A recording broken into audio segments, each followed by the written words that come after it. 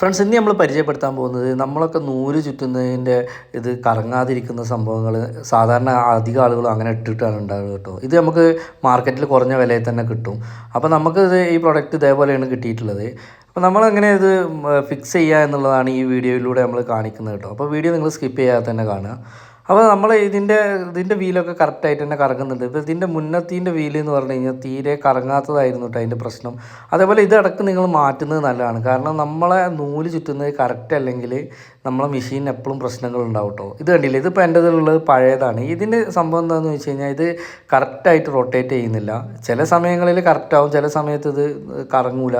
പിന്നെ ഒരു സൈഡ് കൂടുതലും ഒരു സൈഡ് കുറവുമായിട്ടൊന്നും ഒരിക്കലും നൂല് ചുറ്റി വരാൻ പാടില്ല. നൂല് ചുറ്റുന്നത് എപ്പോഴും പ്രോപ്പറായിട്ടായിരിക്കണം.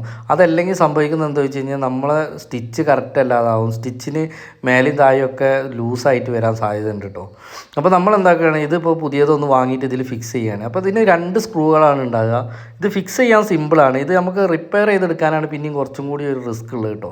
റിപ്പയർ ചെയ്യാന്ന് പറഞ്ഞാൽ നമ്മൾ ഈ വീലിൻ്റെ ഭാഗത്തൊക്കെ ലേശം ഗ്രീസൊക്കെ ഇട്ട് അത് അയച്ച് ഈ ഭാഗമൊക്കെ അയച്ച് മാറ്റിയതിന് ശേഷമാണ് നമ്മൾ ഇതേപോലെ ഇത് എടുക്കേണ്ടത് കേട്ടോ, റിമൂവ് ചെയ്തെടുക്കേണ്ടത്. ഇനി നമ്മൾ ചെയ്യാൻ പോകുന്നത് ഇതെങ്ങനെയാണോ നമ്മൾ റിമൂവ് ചെയ്തെടുത്ത് അതേപോലെ തന്നെ മറ്റേത് ഫിക്സ് ചെയ്യാണ് ചെയ്യുന്നത് പുതിയത്. അപ്പോൾ ഇത് ഫിക്സ് ചെയ്യാൻ സിമ്പിളാണ്. ആകെ ഇതിന് 2 സ്ക്രൂ ആണ് വരുന്നത്. ഒന്ന് നമ്മൾ നോക്കേണ്ടതെന്ന് വെച്ച് കഴിഞ്ഞാൽ ഇതേപോലെ ഇത് മുന്നോട്ട് തള്ളുമ്പോൾ കറക്റ്റ് ആ ബെൽറ്റിൽ കുടുങ്ങി നിൽക്കുന്നുണ്ടോ എന്നുള്ളത് മാത്രമാണ് നമ്മൾ ശ്രദ്ധിക്കേണ്ടതുള്ളൂ കേട്ടോ. അപ്പോൾ നമ്മൾ ഇതേപോലെ പുതിയത് വെച്ചിട്ട് നമ്മൾ റിമൂവ് ചെയ്ത സ്ക്രൂ അതേപോലെ തന്നെ നമ്മൾ ഫിക്സ് ചെയ്യാണ് കേട്ടോ ചെയ്യേണ്ടത്.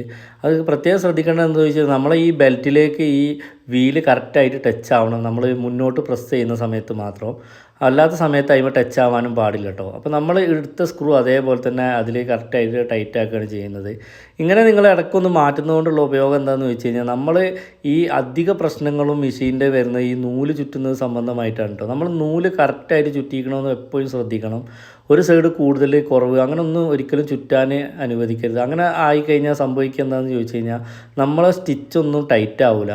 അപ്പോൾ നമ്മളിതിൻ്റെ പുറകുവശത്തും ബാക്ക് വശത്തും ഓരോരോ സ്ക്രൂ ഉണ്ടല്ലോ. അപ്പോൾ പുറകുവശത്തെ സ്ക്രൂ ആണ് ഞാൻ ആദ്യം ടൈറ്റ് ആക്കുന്നത്. കാരണം നമ്മൾ ബെൽറ്റിലേക്ക് ഇത് നമ്മൾ മുന്നോട്ട് തള്ളുമ്പോൾ കറക്റ്റ് ഇതേപോലെ ആ വീല് ടച്ചായിട്ട് നിൽക്കണം.